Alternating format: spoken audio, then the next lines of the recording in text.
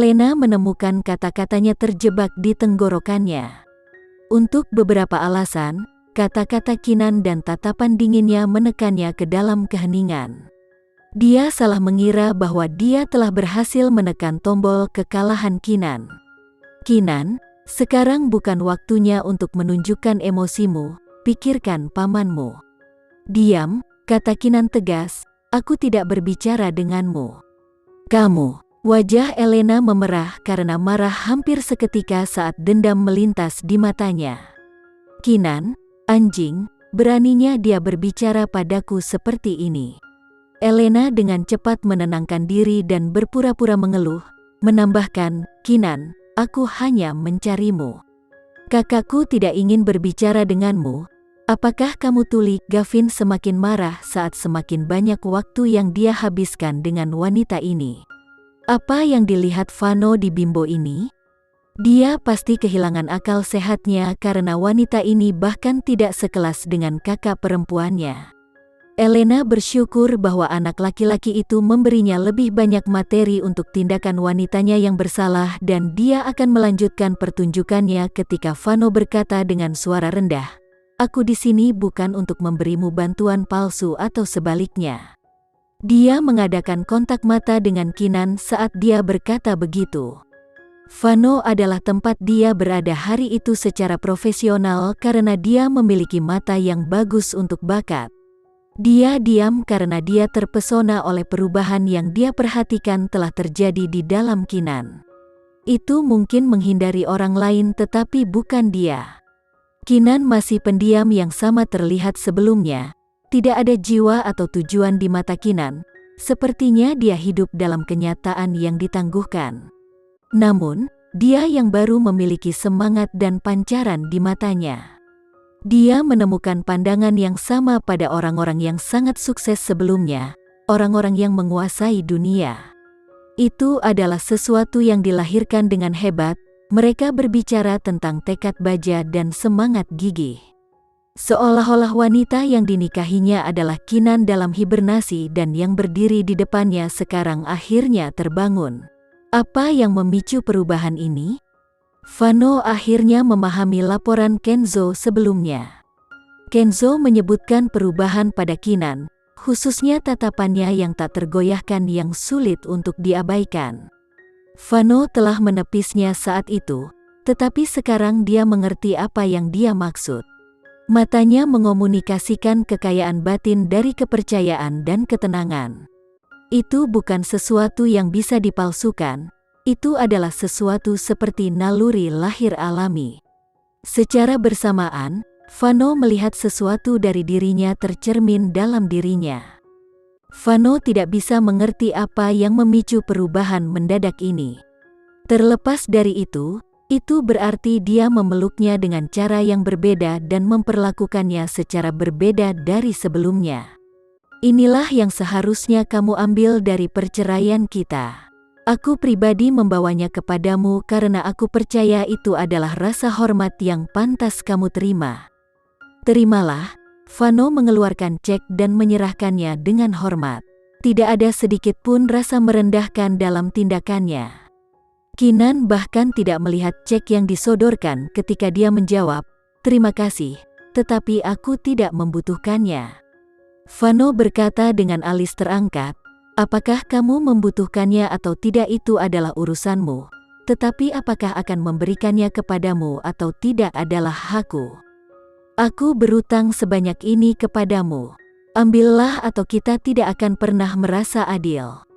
Dengan kata lain, Kinan akan terus melecehkannya jika dia tidak menerimanya. Kinan yang dulu tidak akan mengambil uangnya, apalagi Kinan yang sekarang.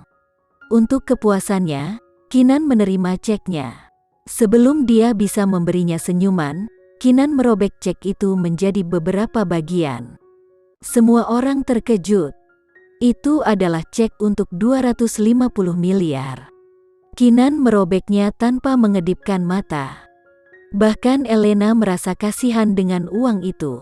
Kinan yang bodoh mengorbankan nyawa pamannya demi harga dirinya, betapa bodohnya. Kinan melemparkan potongan-potongan itu ke tempat sampah terdekat.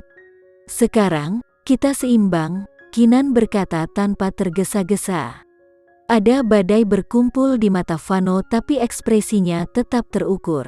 Sejujurnya, dia agak marah dengan tindakan Kinan.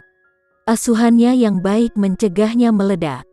Bagus, Vano meninggalkan tempat kejadian setelah meninggalkan satu kata. Elena dan Kenzo bergegas mengikuti. Elena berada di atas bulan memperhatikan langkah mundur Vano yang kuat. Ketidakpekaan Kinan telah melakukannya saat ini. Dia benar-benar membuat marah Vano. Kinan sama bodohnya dengan sebelumnya, begitu mudah marah dengan beberapa kata sandiwara. Begitulah cara dia mengusir Kinan sejak awal. Dia mengucapkan beberapa patah kata atau melakukan beberapa hal di sana-sini, dan Kinan yang bodoh akan dengan patuh dibawa ke dalam perangkapnya. Meskipun Elena merasa dari lubuk hatinya bahwa keluarga Aditama tidak sepadan dengan waktu atau perhatiannya, dia tidak bisa membiarkan mereka pergi dengan mudah, terutama setelah pakaian yang diberikan Gavin padanya. Itu adalah waktu pengembaliannya. Setelah Vano memasuki lift, Elena tetap berada di luar. Dia berkata, "Vano, bisakah kamu menungguku di lobi? Aku tidak tega meninggalkan Kinan tak berdaya seperti itu. Aku akan kembali sebentar lagi." Sebelum Vano bisa menjawab, Elena berbalik dan mengambil jalan kembali. Kedengarannya seperti dia terganggu oleh hati nuraninya. Dia benar-benar terganggu, tapi itu bukan karena hati nuraninya. Ketika mereka melihat kembalinya Elena, baik Kinan dan Gavin mengerutkan kening dengan sedih. Bukankah misi mereka sudah selesai? Mengapa dia kembali? "Kinan, ini untukmu," kata Elena merendahkan sambil menyorongkan kartu kredit ke tangan Kinan. Kata sandinya ditempel di bagian belakang kartu, "Ada 2 miliar di dalamnya. Anggap saja ini kebaikanku untukmu. Aku tahu kamu tidak menginginkan uangku, tetapi bisakah kamu menolaknya? Lihat saja dirimu sendiri. Aku tidak berpikir bahkan Farel mau mengakui bahwa kamu adalah ibunya. Jangan bicara padaku tentang kesombongan. Hal yang paling kamu butuhkan sekarang adalah uang. Jadi ambil uangku dan tutup mulutmu. Ini adalah terakhir kalinya Vano dan aku akan datang untuk melihatmu. Kamu tidak pantas mendapatkan lebih dari itu. Dan omong-omong, aku akan segera menikahi Vano. Jangan khawatir, aku akan menjaganya dengan sangat baik, dan juga menjaga anakmu itu." Setelah mengatakan bagiannya, Elena berbalik untuk pergi. "Berhenti," Kinan memanggilnya. Elena telah menunggu Kinan marah. Dia berbalik dan berkata dengan sombong, "Kenapa? Apa aku salah?" Kinan menjatuhkan kartu kreditnya di dekat kakinya dan berkata, "Ambil sampahmu dan pergi." "Kinan, aku mencoba membantumu di sini. Kamu semiskin pengemis sekarang, jadi mengapa kamu masih begitu keras kepala? Mengapa kamu tidak menerima kebaikan kami? Aku tahu kamu tidak bisa menelan harga dirimu yang keras kepala, tapi pikirkan pamanmu yang malang. Bagaimana kamu akan memberinya perawatan yang dia butuhkan tanpa uang? Atau apakah kamu ingin melihatnya mati?" Elena dengan sengaja membidik apa yang dia anggap sebagai titik sakit Kinan. Kinan harus membungkuk dan mengambil kartu itu dari kakinya karena dia tahu Kinan tidak akan meninggalkan pamannya untuk kematian. Dia hampir tidak bisa menahan kegembiraannya hanya dengan membayangkan itu. Yang mengejutkannya, Kinan bahkan tidak menggerakkan otot. Dia berkata, "Elena, siapa kamu untuk menceramahiku? Aku akan mengulanginya sendiri karena tampaknya kamu terlalu bodoh untuk memahami ucapan manusia. Ambil sampahmu dan pergi. Kamu bau rumah sakit."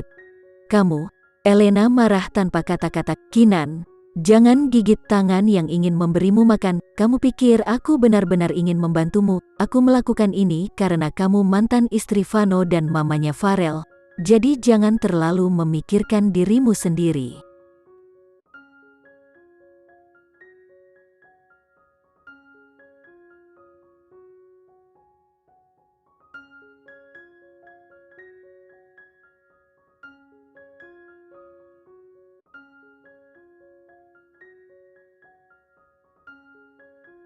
Sekian dulu ya video kali ini, kita lanjutkan lagi videonya di lain waktu. Oh iya, bagaimana menurut kalian? Semoga bisa sedikit menghibur kalian semua. Untuk teman-teman yang baru nonton, jangan lupa subscribe ya, hehehe. Dan kalau teman-teman ada yang ingin gabung langganan, bisa langsung gabung saja untuk dapat fitur yang menarik dan sedikit membantu Mimin. Terima kasih banyak sudah menonton, sampai jumpa lagi, bye.